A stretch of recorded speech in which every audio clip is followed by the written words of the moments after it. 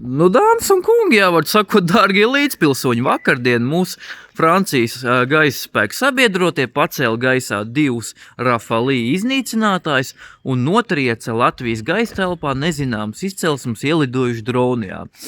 Respektīvi, ja mēs parēķinām, tad viena šāda Rafalī izmaksas atrodoties gaisā 1 stundu izmaksā degvielā no 15 līdz 25 tūkstoši eiro. Jā. Un šeit nav jābūt kaut kādam, tur baigajam zubrim, bet, ja tu pat pa logu tur esi vairāk skatījies matemātikas stundā nekā uz tāfeles, tad tur viss ir saprotams, pareizinam ar 2, jo pēc standartiem nekad viens iznīcinātājs nepaceļās, vienmēr sākot no 2 iznīcinātājiem. Tātad plus pieskaitam munīcijas naudu, pieskaitam tur visu sagatavošanas darbu, apkalpes darbu, tur mums sanāk viena drona notriekšanas operācija 50 000 eiro.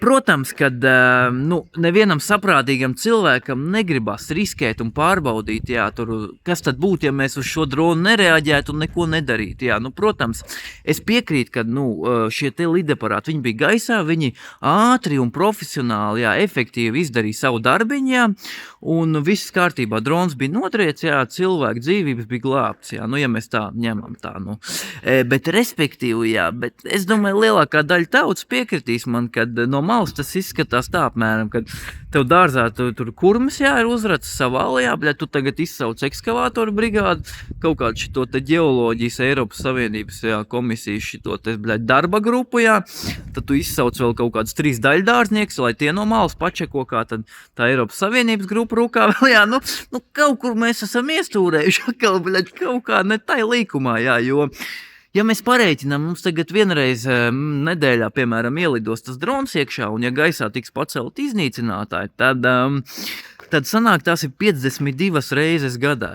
52 reizes gadā, ja mēs parēķinām, kad šie te iznīcinātāji celsies augšā, un trieks nos dronu ar kaut kādu parastiem ieročiem, ar parasto munīciju, tad gadā mums tas izmaksas, nevis mums, bet konkrētajiem sabiedrotajiem tas izmaksās 2,6 miljonu eiro. Ja tur ir kaut kādi profesionālāki ieroči jau pielietot, raķetes kaut kāds, tad tie ir līdz 15 miljoniem gadā.